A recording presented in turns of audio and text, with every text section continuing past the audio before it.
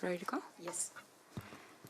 Good morning and welcome to our news conference. My name is Ratna Omidvar. I'm an independent senator from Ontario, and I'm pleased to be here today with former Attorney General of Canada, Irwin Cotler, human rights champion, and the chair of the Raoul Wallenberg Center for Human Rights, to announce the launch of the all-party group for Vladimir Kara-Murza. We are joined by Green Party leader Elizabeth May, Senator Pierre Dalphond from Quebec, MP Duceppe from Quebec, and Senator Julie Miville-Deschênes, also from Quebec. And we're really pleased that, and of course, NDP MP Heather McPherson online. Sorry about that. Vladimir Kara-Murza is an opposition leader, human rights champion, former journalist who is today a political prisoner in Russia. He was sentenced to 25 years in prison in a shame trial, taking Russia back to the Stalin era. As we know, if you speak out and speak up against the brutal Russian regime of Vladimir Putin, you are either killed or imprisoned. They will silence you at all costs.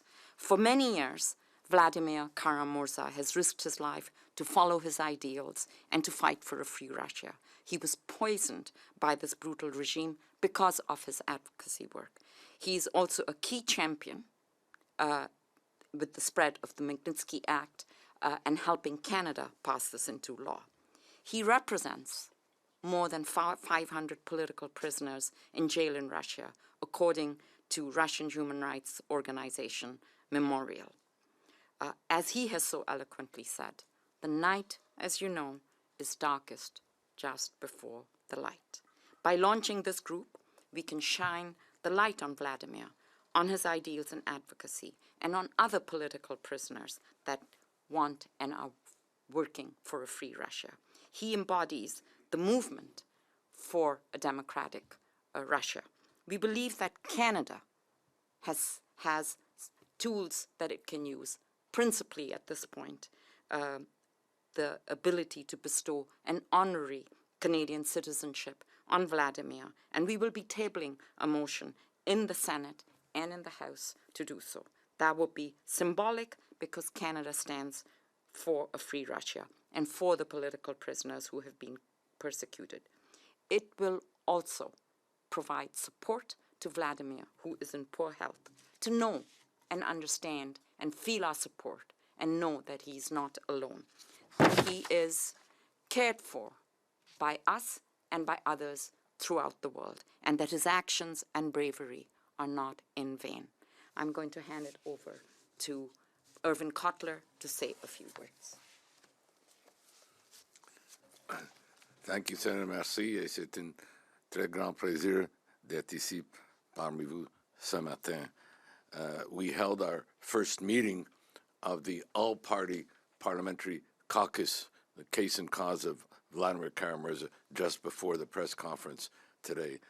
And I'd like to specifically emphasize the fact that at a time when we are beset internationally, domestically, by political divisiveness, if not polarization, the coming together of all parties in common cause, the cause of Vladimir Kara-Murza, who reflects and represents, as a senator, as mentioned, the struggle for freedom, democracy, and human rights in Russia, the struggle for justice and accountability in Ukraine, the struggle for global justice as a whole, who embodies in his own person and in his principles, embodies the struggle for democracy and freedom.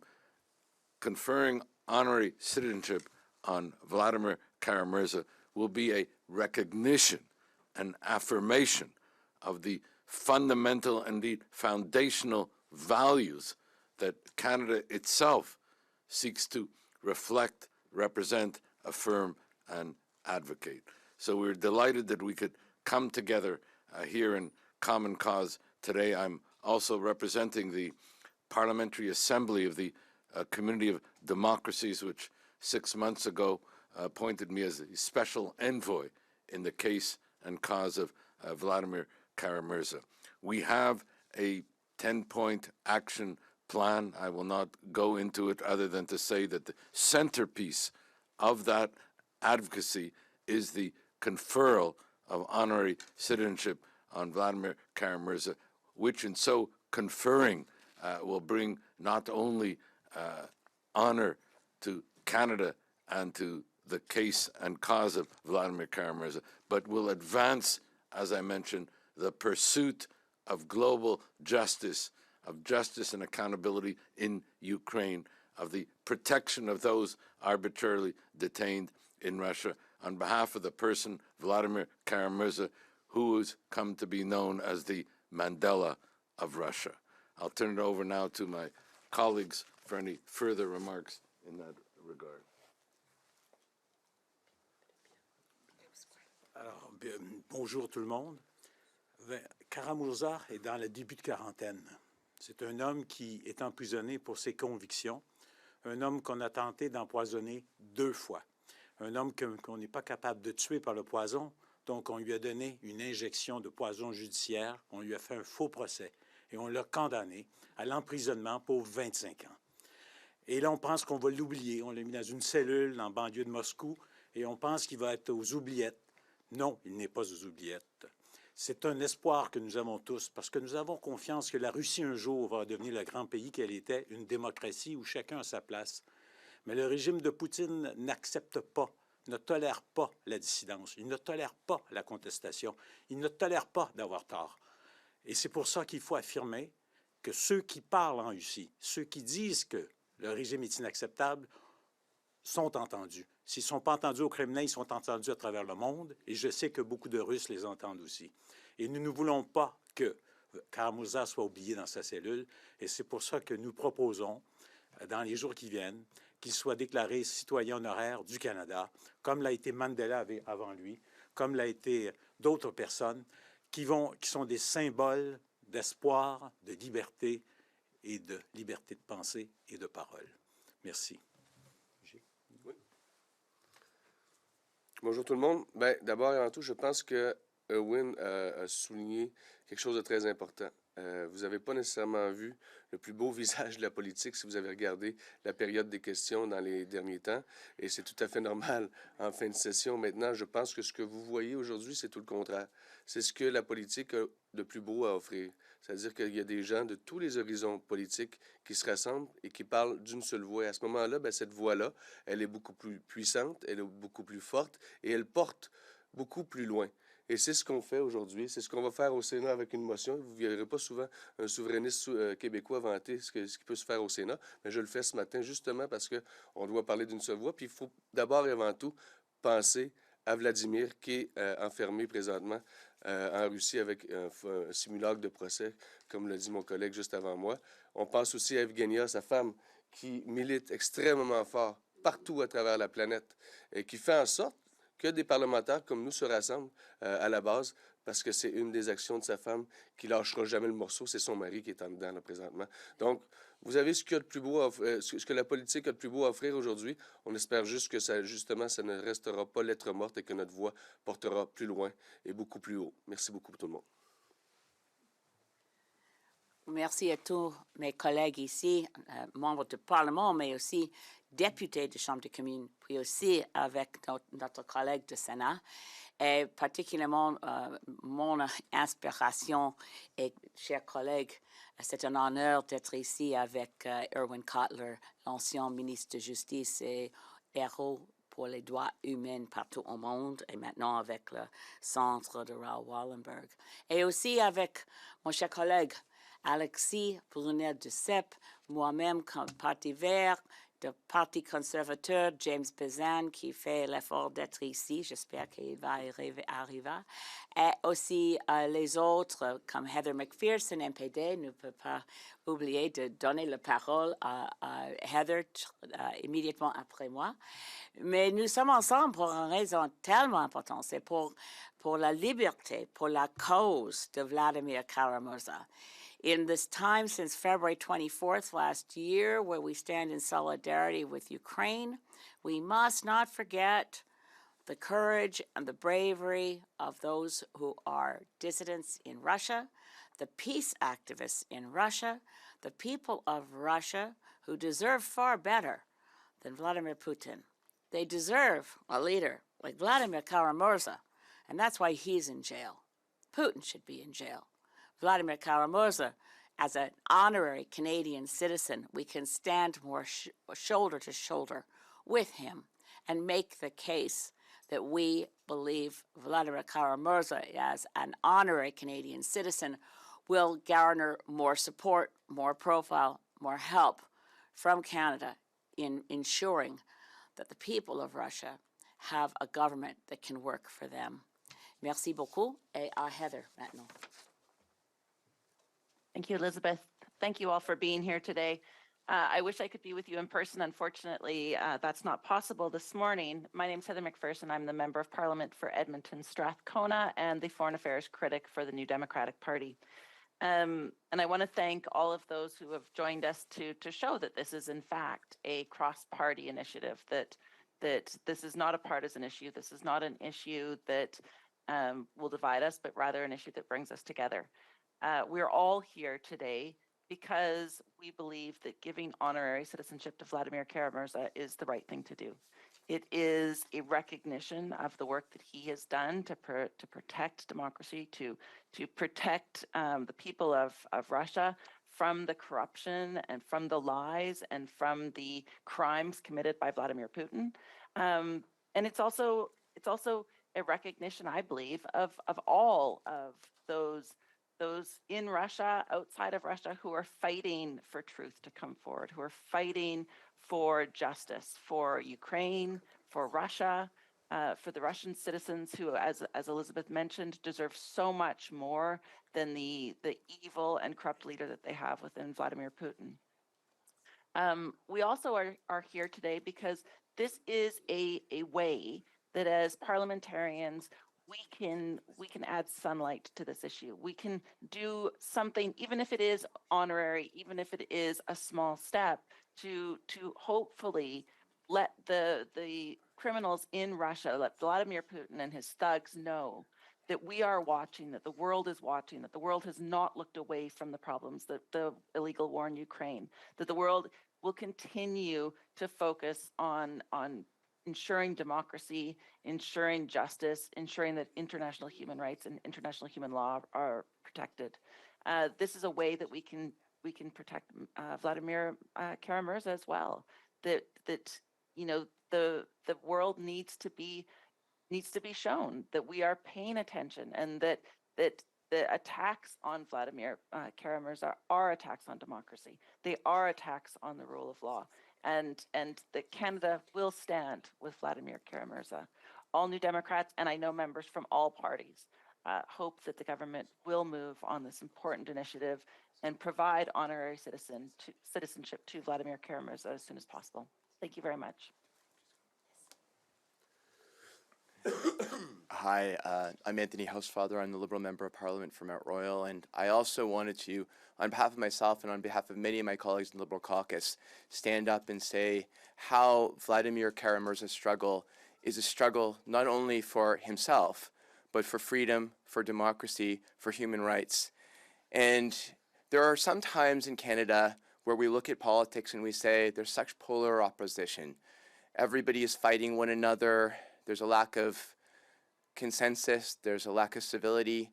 But when it comes to important times like this, where we stand together in Ukraine's struggle against Russia, where we stand together for human rights, where we stand together for freedom, where we stand together for the rights of one man, Canadian politics can be very consensual and very special. And I think we all unite in the fact that we have to do everything we can to protect Vladimir Kara-Murza and also the civil liberties of all the other people in Russia who are in prison for political dissent.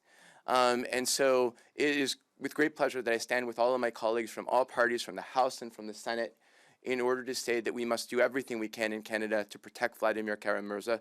C'est un combat pour la liberté, c'est un combat pour tout ce que nous, au Canada, veut que le monde sera. des vraies démocraties, des vrais pays qui protègent les droits humains et des standards internationaux qu'on devrait avoir partout. Donc, je vous remercie beaucoup. Thanks so much. Bonjour, Julie Miville-de-Chêne, sénatrice indépendante. Donc, très brièvement, moi aussi, j'appuie cette idée de déposer une motion pour donner la citoyenneté honoraire à Vladimir Kara-Murza, parce que un des principaux dangers auxquels il fait face, c'est l'oubli. Les prisonniers politiques sont souvent oubliés. Donc, pour ne pas oublier, pour continuer à penser à cette terrible violation des droits de la personne qui a résulté à son emprisonnement pour 25 ans, je crois que le minimum qu'on puisse faire comme Parlement, c'est d'adopter cette motion. Certains diront que c'est symbolique. Je crois qu'à ce stade-ci, on ne peut pas minimiser les gestes d'autres pays pour se rappeler qui est cet homme, son courage. Moi, ce qui m'a le plus frappé, je dois dire, comme ancienne journaliste, il a été journaliste, bien sûr aussi, politicien, mais surtout, c'est son courage de rester en Russie au moment où il savait qu'il pourrait encore être menacé, de dénoncer la guerre en Ukraine, de dénoncer le régime autocrate. Bref, c'est un homme qui mérite notre appui, c'est un courageux prisonnier, sa santé est en danger, donc il faut que nous passions cette motion au plus vite. Merci.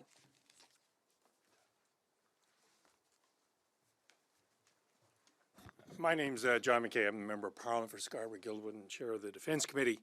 And I just want to make 2 points. I'm sure my colleagues have made many points that I don't want to repeat, but 2 points. The first is that Vladimir Kara-Murza over the past number of years has become a friend. And that's due to his advocacy on the Magnitsky sanctions. And I dare say that without Vladimir's strong advocacy over those years, Canada may not have adopted Magnitsky sanctions, and where would we be without them? So that's point number one. Point number two is that there is a war going on in Ukraine.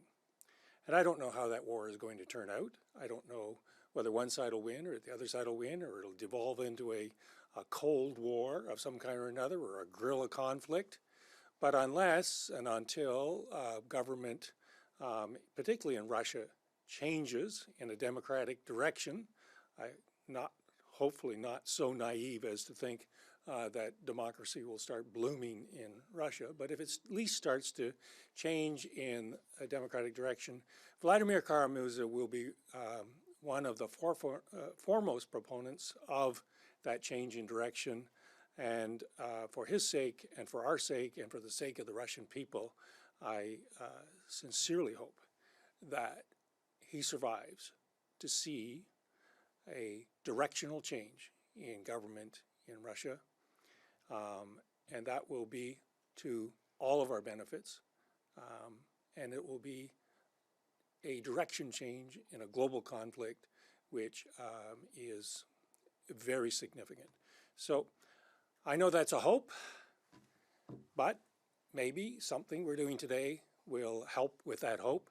And we hope, of course, as well, that Vladimir and his family continue to do their work.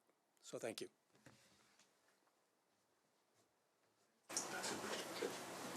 Quick question, Brian Passew, National Post. Just a quick, something to sort of explaining how exactly will giving him honorary citizenship, I guess, aid him?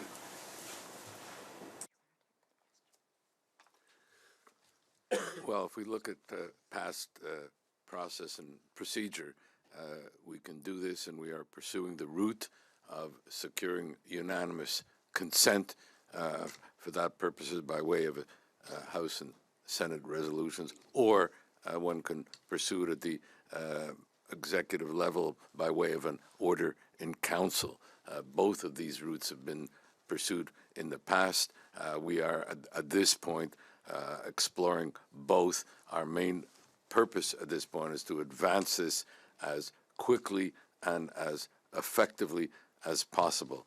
Vladimir Kara-Murza's life is on the line, has been mentioned, let alone the cases and causes with which he is engaged. John McKay mentioned his involvement with Magnitsky sanctions. When I tabled the first Magnitsky legislation in 2011, Vladimir Kara-Murza came here together with Boris Nemtsov, then the leader of the democratic opposition in Russia, to support it. Regrettably, Nemtsov was assassinated in February 2015. Our Foreign Affairs Committee then convened. At that point, readoption of Magnitsky sanctions legislation. Vladimir Kara-Murza was a principal witness again in 2017 when we adopted it. On both occasions, he returned to Russia after testifying here, and on both occasions, he was poisoned and almost died. He emerged from those assassination attempts to champion Magnitsky legislation globally, and he has been an architect of the global Justice for Sergei Magnitsky movement, an architect of the global movement for justice and accountability in Ukraine, and an architect of the global movement with respect to those arbitrarily detained in Russia, of which are now over 24,000. So he is the personification of justice, the embodiment of the struggle for democracy, and therefore in seeking to secure honorary citizenship for Vladimir Kara-Murza, we will be honoring all those cases and causes for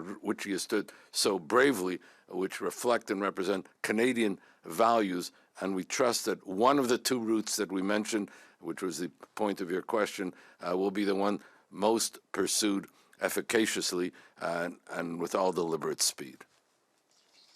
And a second quick question, has anybody been in contact with Mr. Kara-Murza? Do you know how he's doing?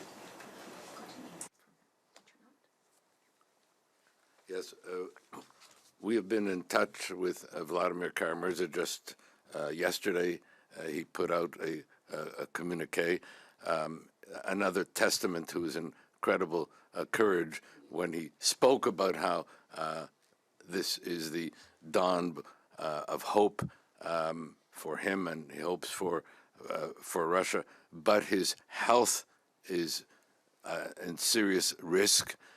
He's got a medical condition, polyneuropathy, which is under Russian law, reason alone for him to be released from prison. Not only is he not being released from prison as mandated under Russian law for the health condition that he has, but in effect his being detained in prison is a form of torture, if not a slow-moving execution. And so that's why we have to move forward with all deliberate speed with the matter of honorary citizenship. All right, we still have time for a quick question. Dylan Robertson on Zoom. You have the floor. Hi there. I apologize if you said this already, but what is the process being pursued here? I understand that Senator Méville-Deschênes said she'll table a motion. I'm not clear if an MP is going to do so and who.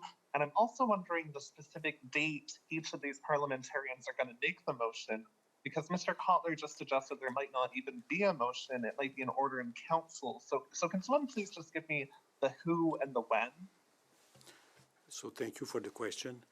I intend to move on behalf of my colleagues these motions.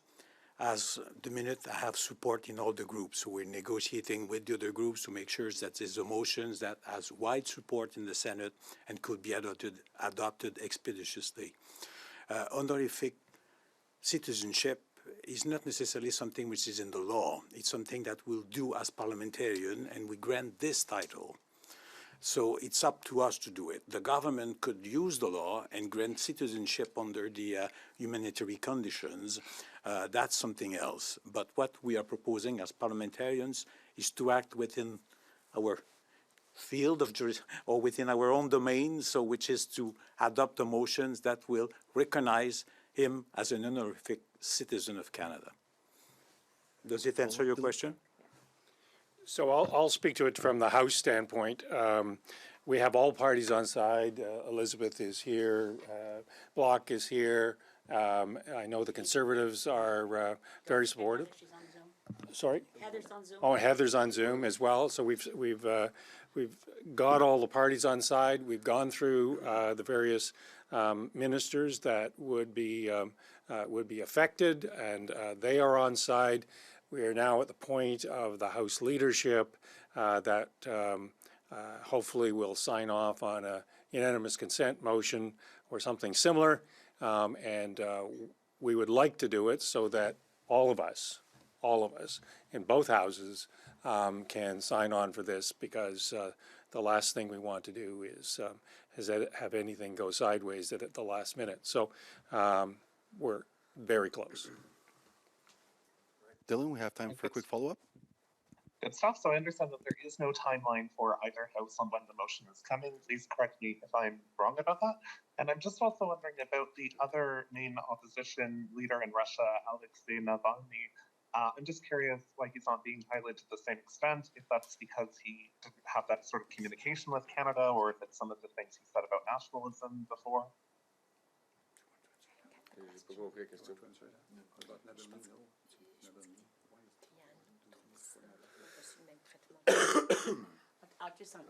Well, the other portion of the question will be answered by Professor Cotler. Just to say, in terms of timelines, the obvious timeline is we want this done before the summer recess. Both House and Senate need to make sure this gets done expeditiously. If the question was with regard to why not Navalny, first of all, we see Vladimir's case and cause as reflecting and representing, as I mentioned, the plight and pain of political prisoners and those arbitrarily detained in Russia. Second, it's a recognition of Vladimir Kara-Murza's specific Canadian connection over the last 12 years. And in the course of that Canadian connection, appearances before parliamentary committees in Canada, the championing of the global Magnitsky sanctions movement, all the reasons I mentioned, including, as I say, the struggle for justice and accountability in Ukraine, which Vladimir Kara-Murza has singularly championed. So when you put all these things together and underscored by his specific Canadian connection, that is why the démarche, the initiative for honorary citizenship, has been taken on this parliamentary level for the person we see as the Nelson Mandela of Russia. Right, this is all the time we had. Thank you very much.